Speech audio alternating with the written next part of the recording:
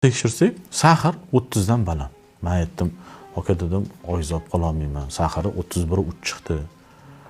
Bu sahar bilan komaga tushib qolishim mumkin. Bundan taxminan 2 yil oldin bir bemor keldi. Yaqin tanishimni onalari, yoshlari 68-70 atrofida. Juda mazasi yo'q, holsiz, kuchi yo'q. Mazam yo'q bolam, o'lib qolaman, yordam bering. O'g'li tanishida, Alisher aka, qarab bering. Olib keldi, tekshirsak, sahar 30 dan baland. Men aytdim, aka dedim, oyzob qololmayman. Sahari 31.3 chiqdi. Bu sahar bilan komaga tushib qolishim mumkin. Yo'q, roziman, o'zingiz qarab bering, to'g'irlab bering. Chunki sizdan natija olganman deb aytdi. Keyin birato'la endokrinolog bilan maslahatlashib, saharin diabet bilan ham davolashni boshladik. Ya'ni unda ensefalopatiya boshlangan, sahar oshgani hisobiga uni ham davoladik. 3-4 kun o'tdi, 5 kun o'tdi. Juda zo'r ahvol kelib qoldi. Saharlari tushdi, lekin insulin olishni boshladi. 28 единица insulinga chiqqanida sahar 11 ga tushdi. Holati ancha yaxshilandi. 10 kun yotdi, zo'r bo'ldi. Kim aytdi, sizga bitta tavsiya beraman dedi. Shuni qilasizmi? Sen qilaman dedi.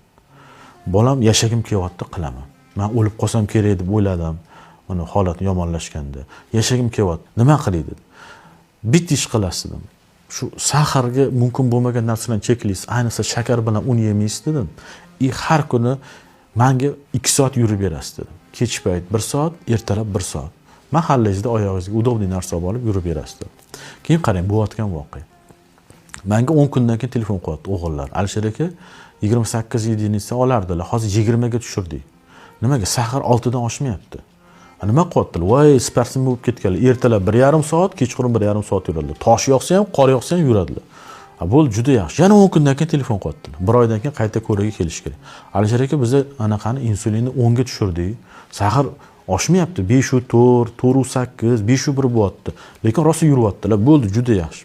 1 oydan keyin qayta ko'rikka kelishdi. Kelganda aytdilarki, men hozir insulin olmayapman. Yozib bergan 2 ta doringizni ichyapman sahariga. Lekin saharim eng uzog'i 6.4 bo'ldi. Ya'ni normada turibdi. Zo'rman dedi. Nima qilyapsiz? Alisher, sizga rahmat dedi. Nimaga rahmat deysam, ertalab 1,5 soat yuraman, 1,5 soat. Kech payt 1,5 soat yuraman. Qor yog'adimi, yomg'ir yog'adimi, tosh yog'adimi farqi yo'q. Bolalarim yomg'ir yog'yapti, ona, o'tirib qoling desam chiqib ketaman dedi.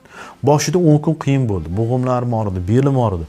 Hozir mana shu 1 oy ichida na bo'g'imim og'riyapti, na belim og'riyapti. Ves tashladim. Shunaqangi yengilman. Eng zo'r tarafi dorisiz saharimni tushiryapman. Shu ertalab chiqib ketaman, 1,5 soat yurib kelaman, kech payt chiqib ketaman, 1,5 soat yurib kelaman. Ishonasizmi, saharim ikkitagina tabletka bilan yuraman. Insulinga muhtojligim yo'qoldi deyapti. Ko'ryapsizmi? Nima qiladi? Endi bu harakatda mushaklar saharni hazm qilishni boshlaydi. Siz yurganingiz sari